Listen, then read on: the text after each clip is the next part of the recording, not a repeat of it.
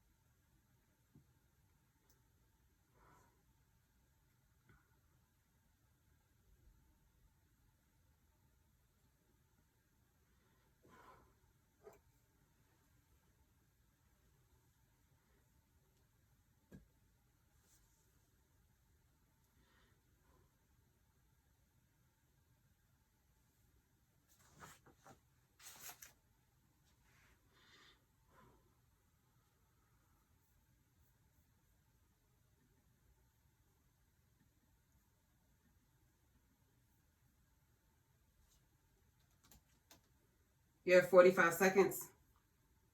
Good afternoon, Danya.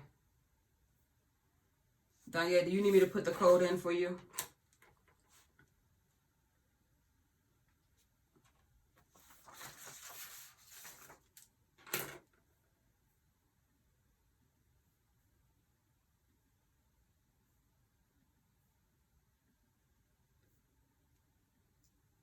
Start wrapping up. 20 seconds to go. Good afternoon, Chloe.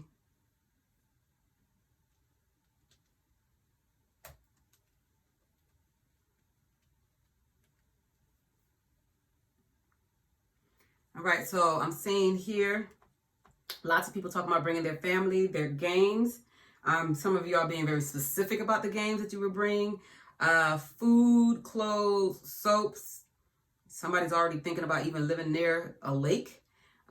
Phones, headphones, markers, color pencil, sketchbook, iPad, phone and the chargers, shoes, suitcase, and money. I'm seeing someone else say furniture. Definitely the mother and father, belongings, and seeing games again. Okay, next question. Because I want you to think about these things because I want you to think about what's important to you. So I want you to think about traditions and customs that you celebrate with your family. So traditions are different holidays, different festivities, things that you celebrate within your family, and customs is how you go about celebrating it with your family. So think about some traditions or customs that you celebrate with your family each year. Put 2 minutes on the clock again.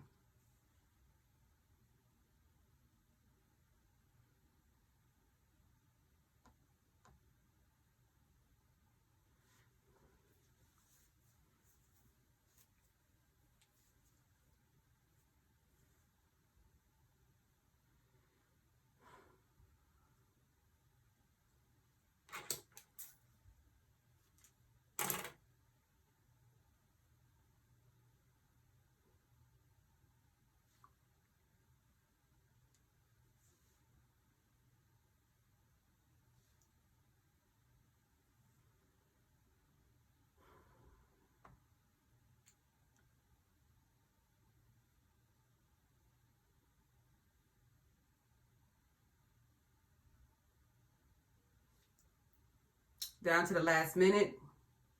Justin, Evan, and Danye. Justin, I can't see you, so I don't know if you're transitioning.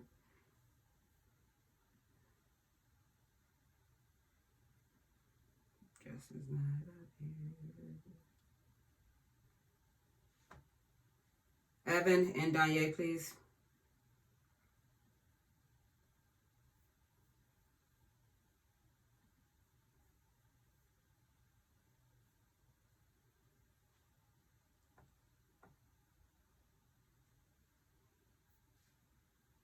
You have about 30 seconds left.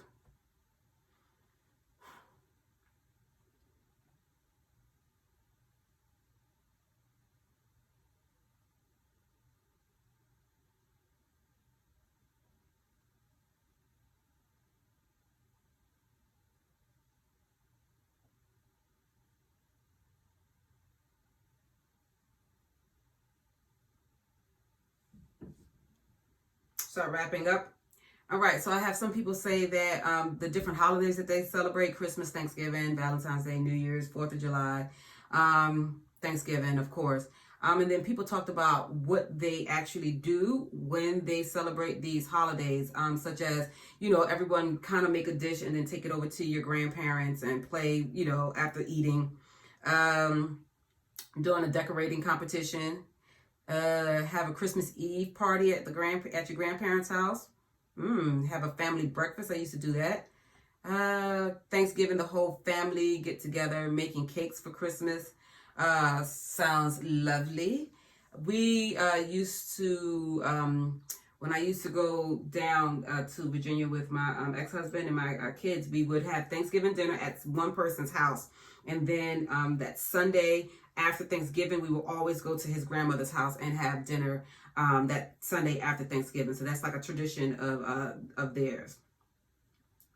All right, so this particular module, we will kind of dive a little bit more into colonialism. We talked about colonialism during our summer session, during the beginning of the school year, and we looked at it from the standpoint of the Belgian country kind of going into the Congos and colonizing the Congos. And remember, they went in there because they saw resources such as rubber, and they started to get the resources of the Congo land and use the actual Congo people to get those resources.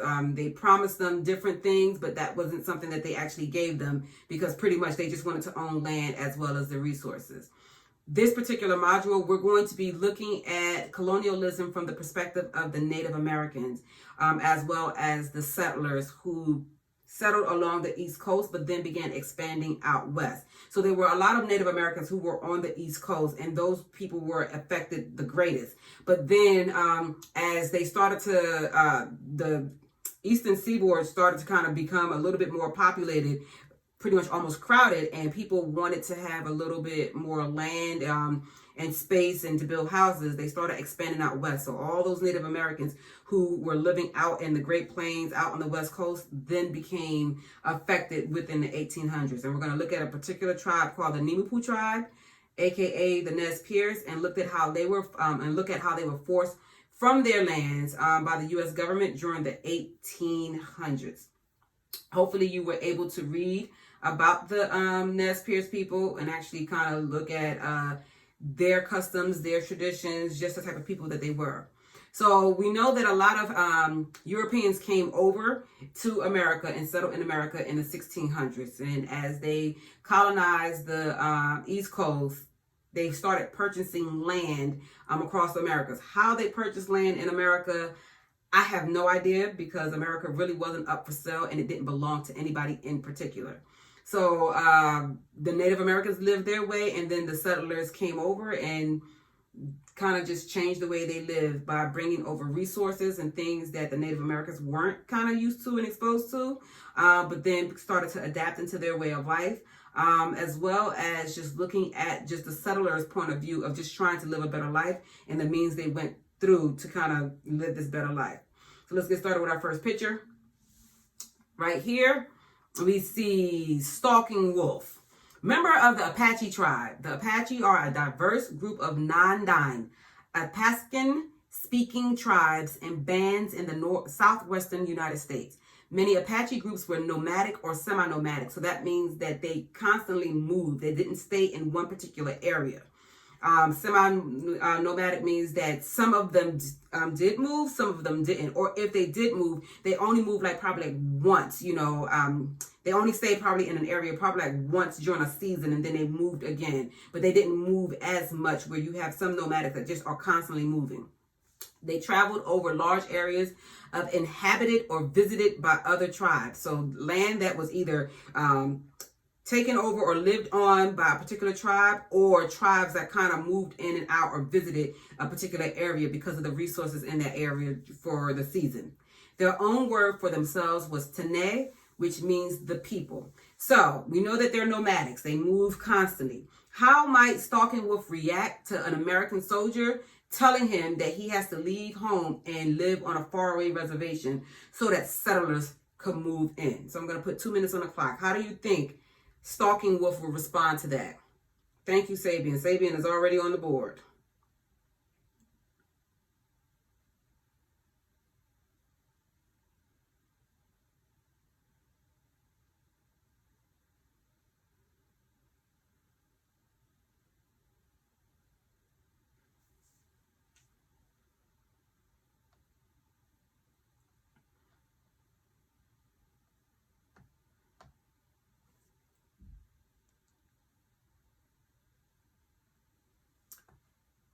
Evan, Tyron, Danye, and Chloe, you have about 1 minute and 20 seconds left.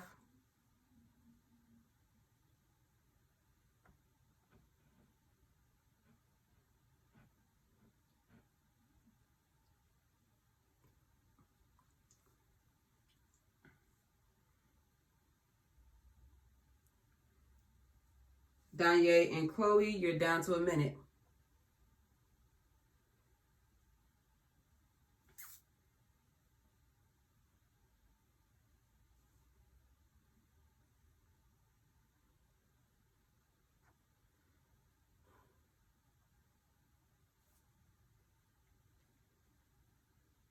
Thirty seconds.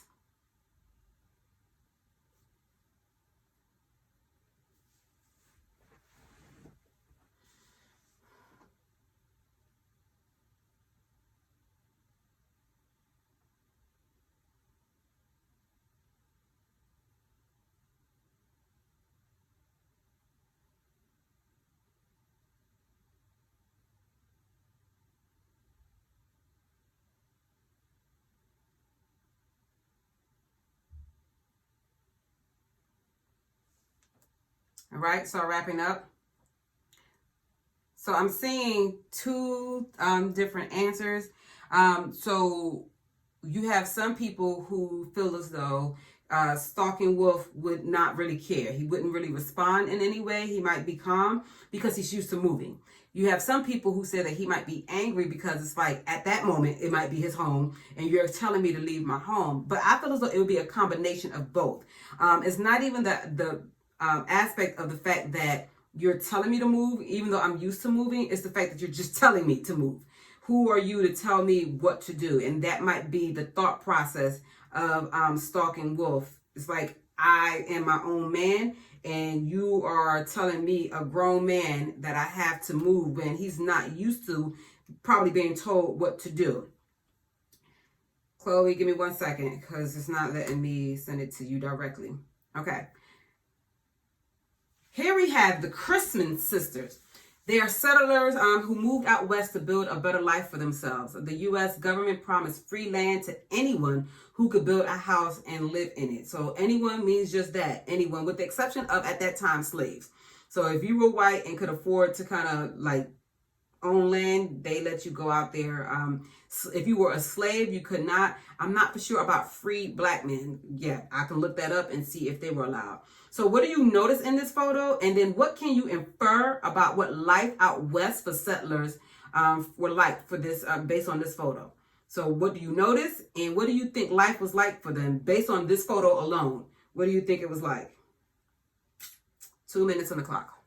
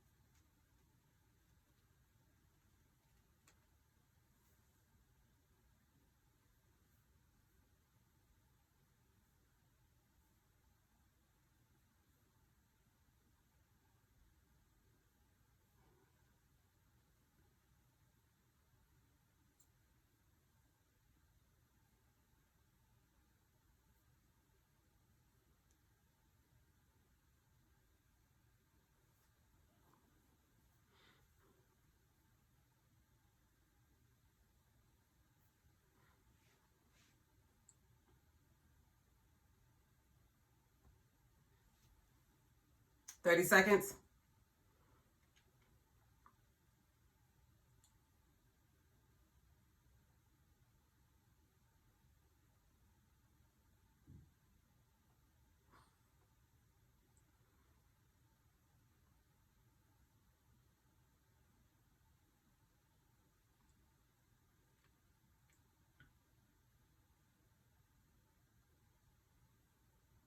So what I'm seeing, please start wrapping up, is that everyone is noticing that this house is made out of dirt. It is.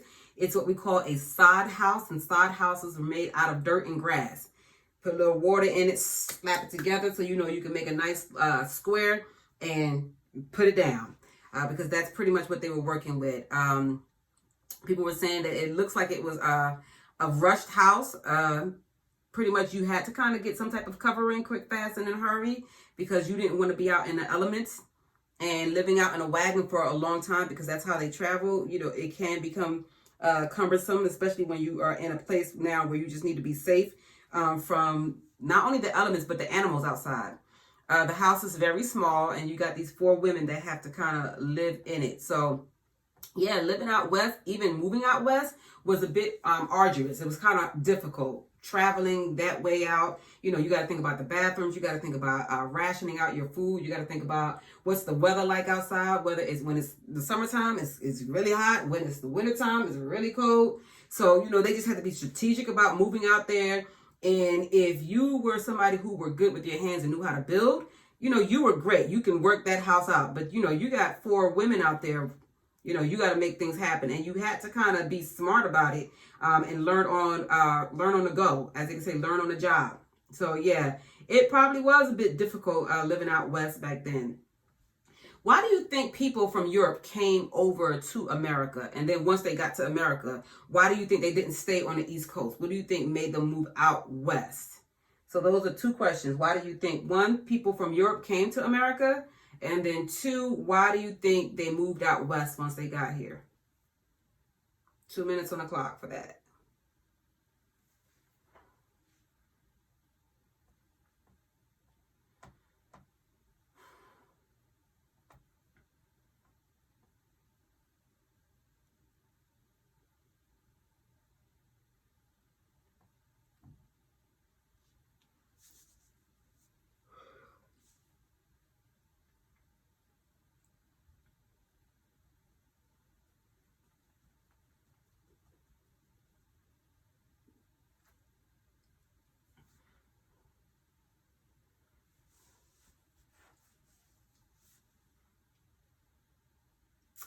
Good job, Tyron.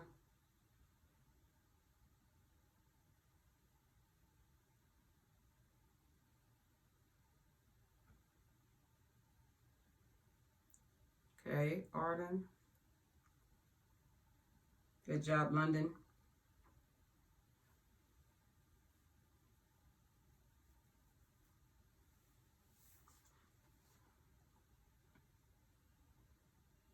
Good job, Lauren. Good job, Dario.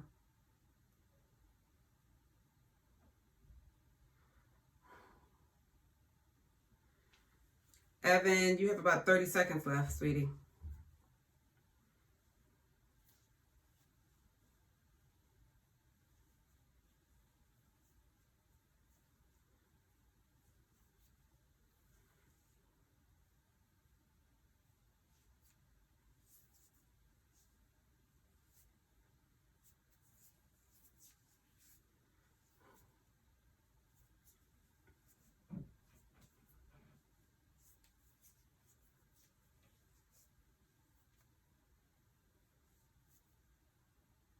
Start wrapping up. So a lot of you said basically for just a better life, more land. And it was a combination of those things. People from Europe came to America for like two main purposes. One, to flee from religious persecution. Back then, you had to worship God one way. And if you didn't worship God that one way, you were considered to be a heretic. And they would actually sometimes beat you. They would ostracize you, meaning like you couldn't partake in any of the community things that was necessary to help you live. They wouldn't buy things from you, so that means you couldn't really make any money. Or sometimes they would go to even greater lengths and just burn you at the stake because you were considered to be somebody that worshiped the devil, even though that wasn't the case. You just didn't do it the way they did it. And then some of them moved from Europe to America because they heard once people started coming to America, they saw that they were able to kind of like make their own title, meaning I can own land, I can sell this, and I can make good money. And over here, I'm poor and I'm never going to have the opportunity to become rich. But over in America, even if you're poor, it's a possibility that you could become rich by being able to grow these crops and sell them. So they came over here as well to get like a better life, because a lot of the people who moved from England or Spain or whatnot were poor people in their country. And when they came over here, they were able to become rich. They moved out west because they wanted more land. They wanted to be able to build a house on that land. And then towards the 1800s, there was a gold rush. So then they started moving out west to see if they can find gold and become rich. But a lot of the reasons is one, religious freedom, and then just to become rich, make it better, be better off than where they were. This is Chief Joseph. He is chief of the Nimipu tribe, also called the Nez Perce. Nimipu means the people. The Nez Perce were hunters and fishers. A famous Nez Perce quote is, "The earth is part of my body. I belong to the land out of which I came. The earth is my mother." What do you think this quote means? What do you think this quote means? Put 2 minutes on the clock for you to answer. What do you think the quote means?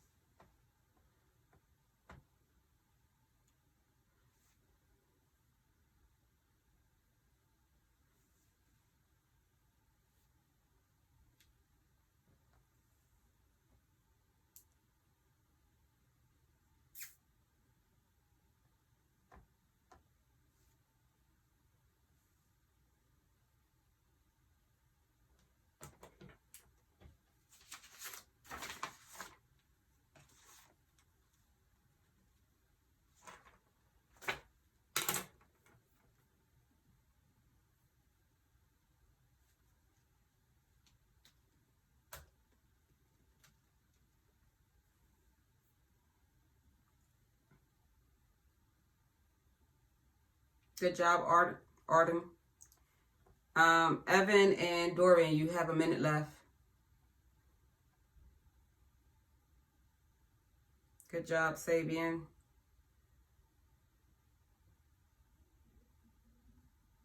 Okay, London. Justin, good job.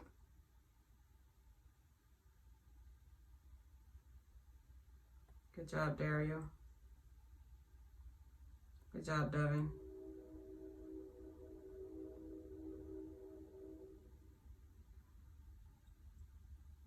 Good job, Lauren.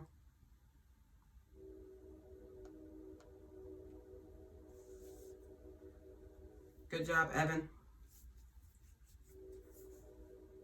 Start wrapping up. So many of you said that pretty much they were a part of the earth. They came from the earth. They want to take care of the earth, and they don't want to leave where they are, their land. And that's pretty much what it says, that they are connected to the land that they live on. And for them to move away from it, it's like moving away or leaving your mom and never seeing your mom again, because that's how connected they were to their land.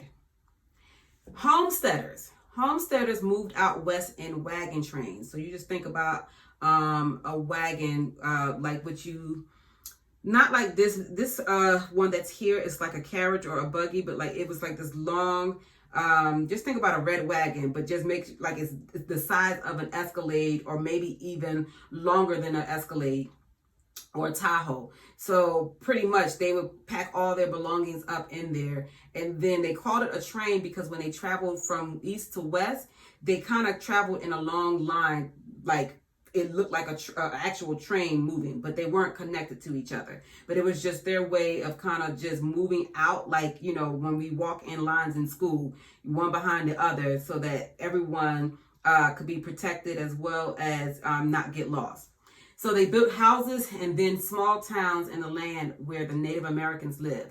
Until the railroads were built, all transportation was by horse, mule, or foot.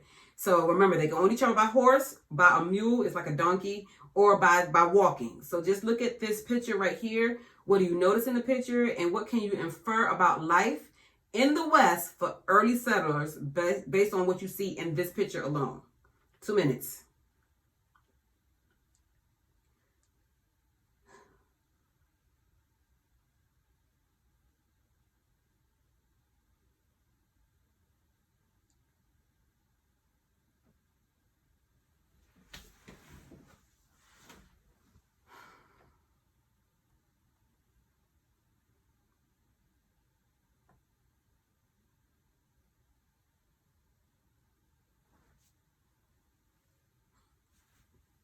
Good job, Lauren. Good job, Sabian and Tyron.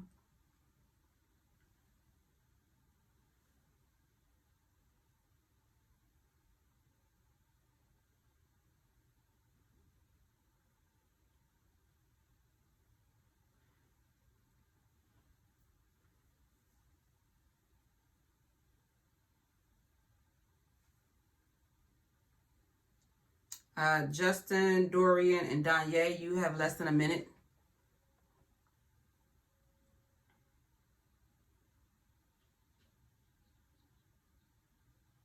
Good job, Chloe. Yes, Lauren, very much so. Good job, Deja.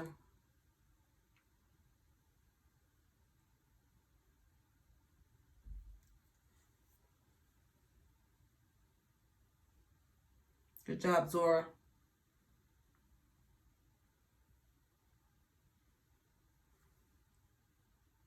Start wrapping up. You're down to 15 seconds.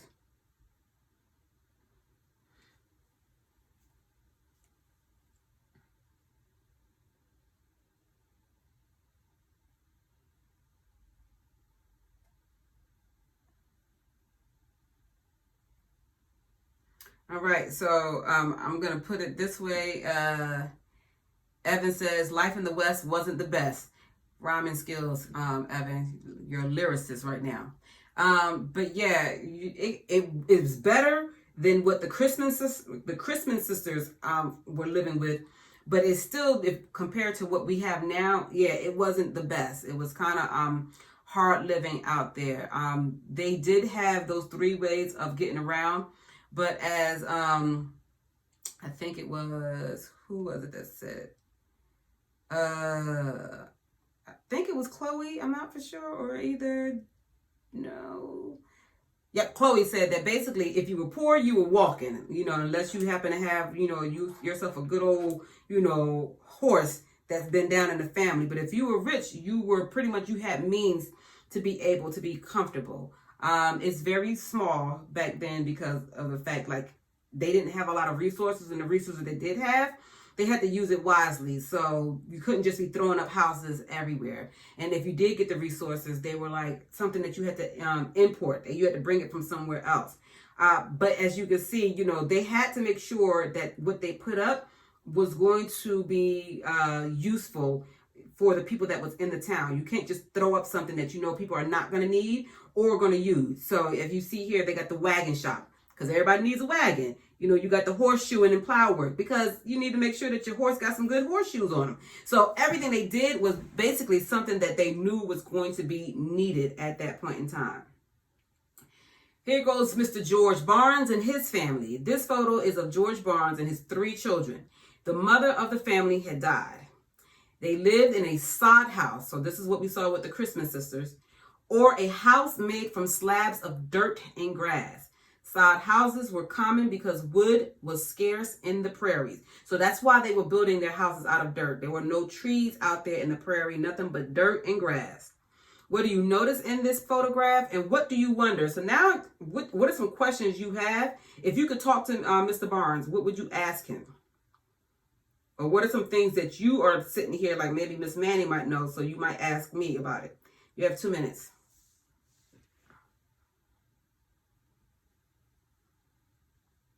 Good job, London.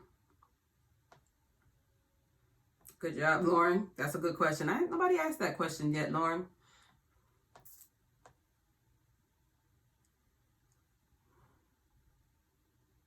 Yep, Devin. Same thing.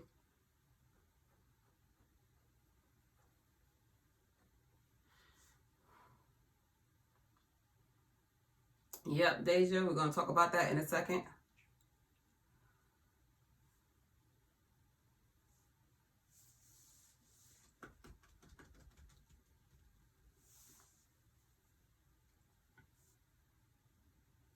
Justin and Danye, you have about a minute left.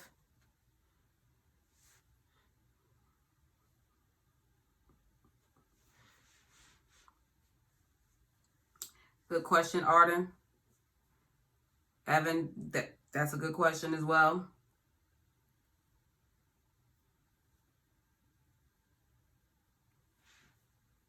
Down to 45 seconds. Justin and Danye.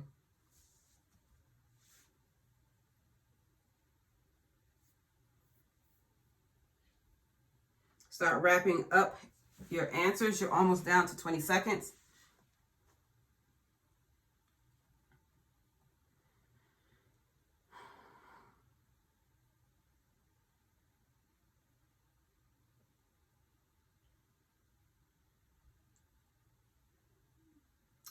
Good eye, Sabian.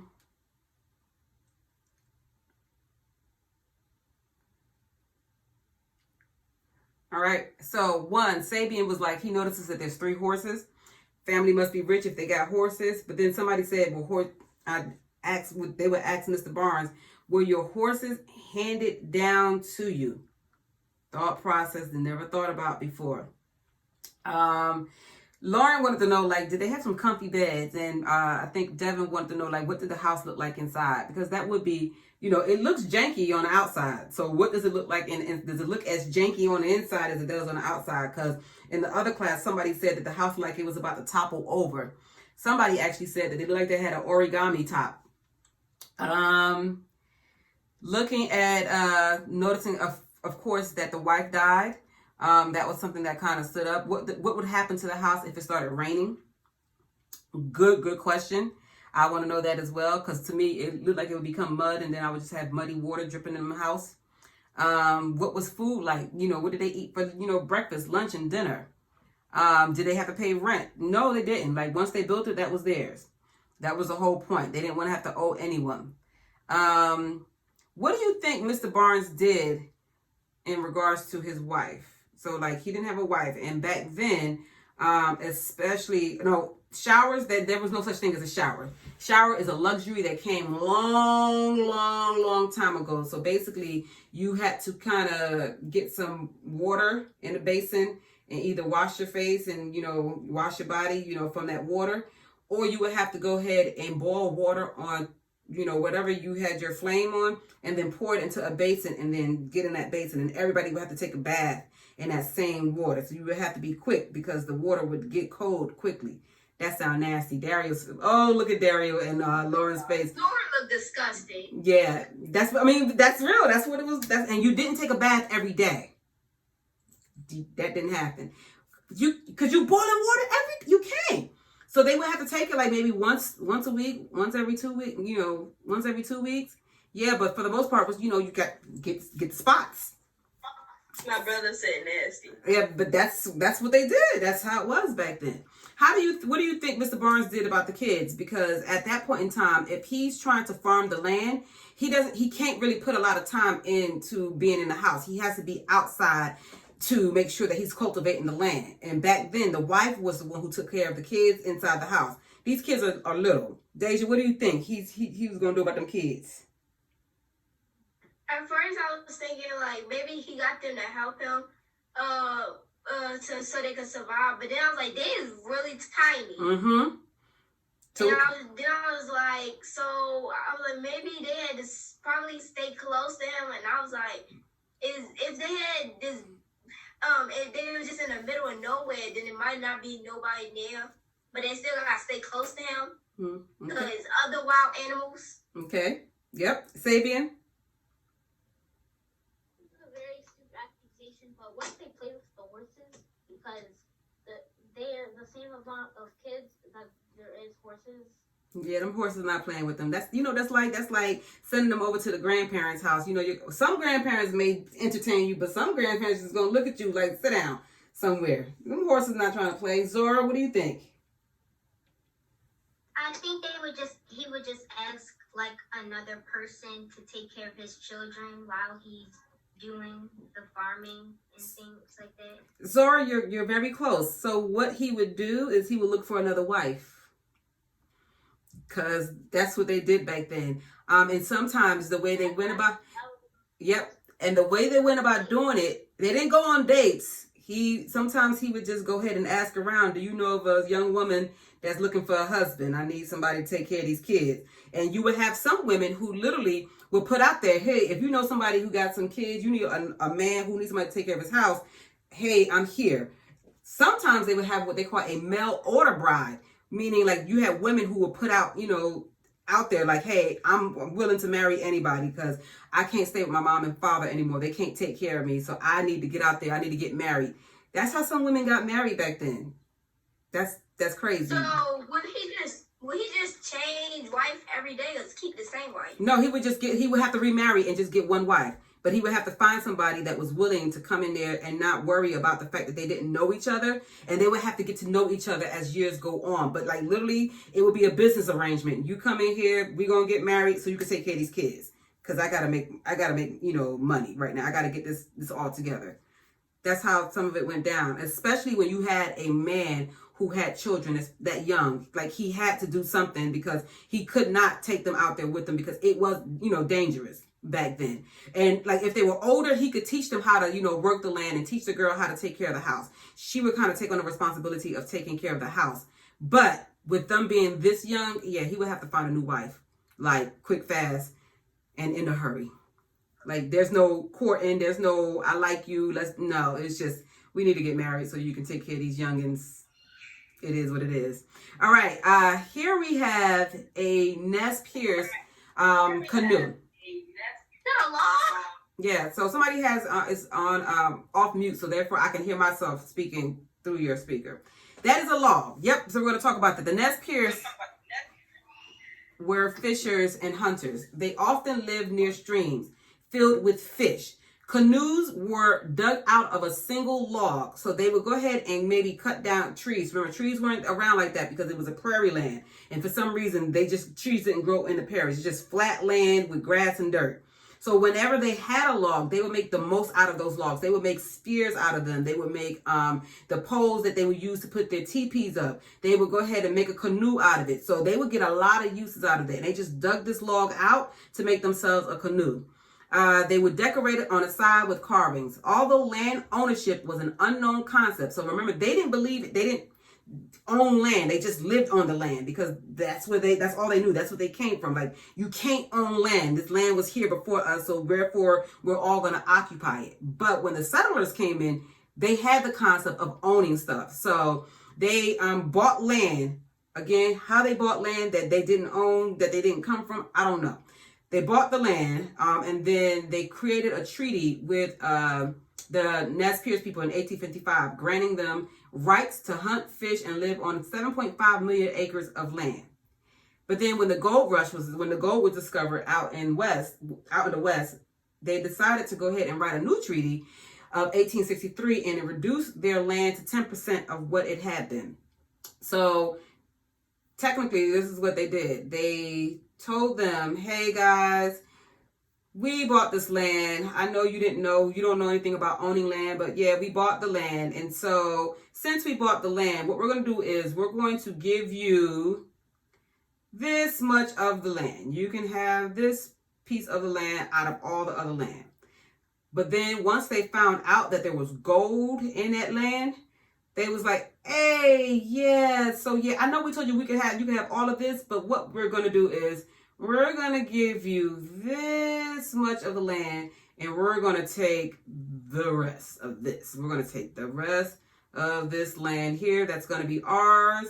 And you can go ahead and y'all can have this piece right here. That can be your piece of land right here. Cruddy, right? Yeah. So, what do you notice in this picture, and what do you wonder? What do you notice in this picture, and what do you wonder? 2 minutes.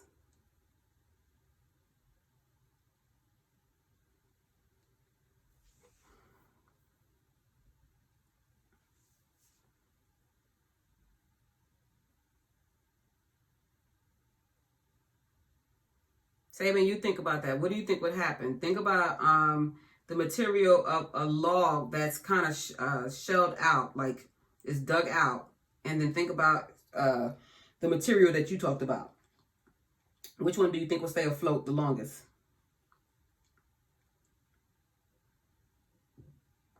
Good job, Chloe.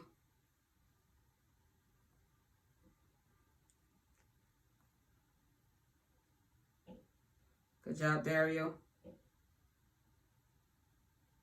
Good job, Dorian. Somebody else has the same question as you, Dorian.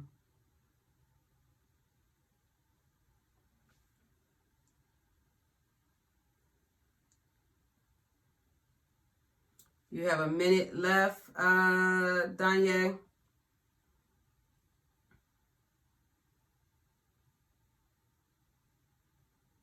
Good job, Devin. Good job, Zora.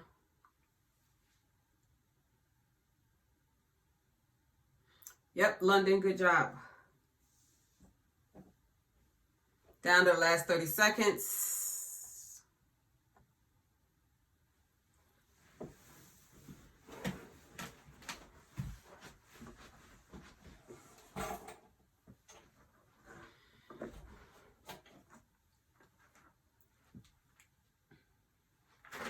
So I'm seeing questions like, are things that you notice that they use a lot of just what's already there on the earth to use for transportation, to use to make tools and whatnot. So if they're using what's already naturally there, I know Zora asked a question like, what are they using to carve out these spears? They use rocks. They would kind of beat the rocks down so they can make it sharp at the edges. So they were always resourceful. They didn't like to waste anything. So they would never, let's say, for example, cut a tree down just to use a piece of it and then throw the rest away. They were going to use every nook and cranny of that tree because they wanted to make sure that they respected the earth and respect her by, if we have to cut something down that is a part of you, we want to make sure that that it was our last resort, and we're going to make sure that we don't waste what you've given to us. Lots and lots of land around, as you can see. And of course, if you have that big body of water, it's not an ocean. It's probably about like a lake. And that's where they got their food resource, fishing. Let me see what else we see here. Wow. Yeah. It was the other way around. Let me see. What I noticed is that they use small things and make it into something big. What I wonder is if they're the other way around, would they share the percentage of the gold? If they had the gold, they really didn't even see gold as a form of money. Like to them, it was just a metal. They didn't see anything big about it. But because in Europe, gold meant that you were rich. Gold was everything. And so you just imagine if you're over in Europe and only people who have gold are like kings and queens, and then all of a sudden you get here and you discover gold in America. Aren't you going to be like, what? So they, by any means necessary, I'm going to get that gold. Let me see. The boat stayed afloat because you can float anything in water as long as it is not heavy. So you can float in water. Unless somebody weighs you down with stones, you're going down. You can put a piece of paper on top of water and it will float for a while until it becomes so saturated that it winds up kind of being pulled under. But yeah, wood, all that stuff, yeah, you can definitely make a boat out of it and it float. All right, so if you had an opportunity to ask people back then from the Nimupu tribe about their life or their situation, or the settlers during that time, what are some questions you would ask them? What are some questions you would ask the Nimupu tribe about their life and situation, or the settlers about their life and their situation? Go ahead, Lauren.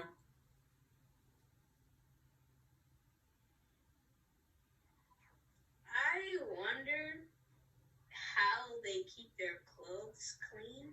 So the settlers or the Nimupu people or both? Both. Okay.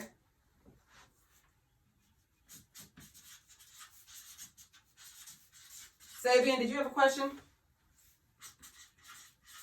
Okay. Somebody else with any questions?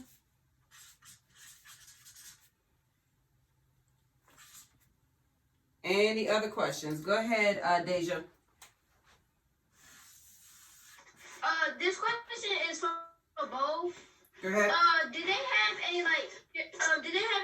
children that they would I didn't hear the last part. Did they have children at what?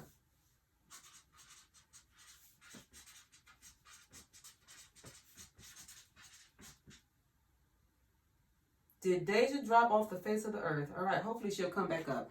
Dorian, what's your question?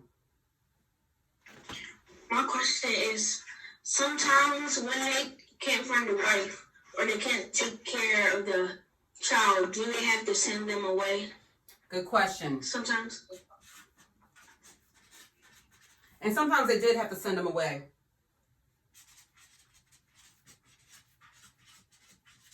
Arden?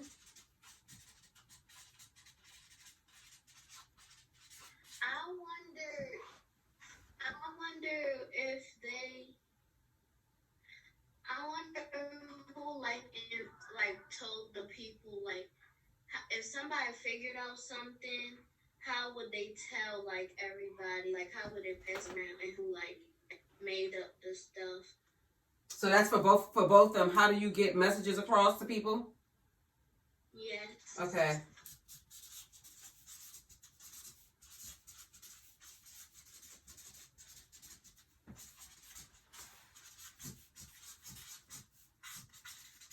Good job. Anyone else with a question?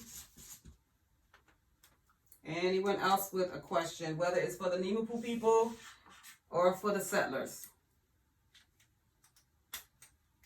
We're good on the questions? Okie dokie. Please make sure that you read. Lauren, is your hand up? Did you just put a slide hand up, Lauren?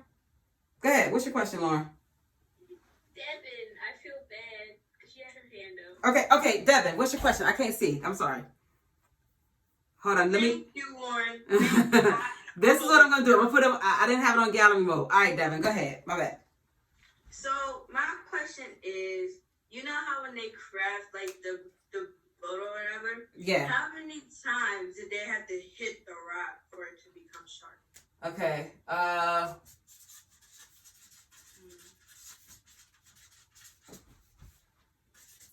And Lauren, what's your question?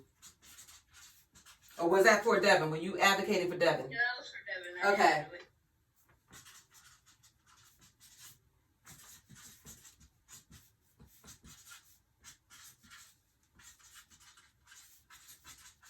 All right. Anyone else? Question? Anybody advocating for somebody else? We all good? Hold on. Somebody has something in the chat. Let me see. No babysitters back then. No, sometimes they used to send them back to their parents, though. They would send them back. And the kids will grow up with grandma and granddad. You know, we have that happen now. You know, if it's like life is too hard, you know, you might go stay with your grandparents while your parents get back on their feet. It happens. All right, please, please, please, please, please make sure you do the async work for tomorrow's class. You are actually going to be looking at the actual conflict between the Nez Perce and the U.S. government. It's some good, y'all got to read that because it's gangster. And I want to be able to have a good conversation tomorrow versus spending a whole lot of time reading. So please go ahead and move your blue dots. Let me know what you thought for today. And I will see you tomorrow. Hasta mañana. Yes. What? What pages of the book do we gotta read? No pages in the book. The whole text is on your Paradex slide for this lesson. We don't get into the book until Wednesday. So you don't start reading the book until tomorrow evening. Well, tomorrow for your async work. Okay. Okie dokie. Alrighty. See y'all tomorrow.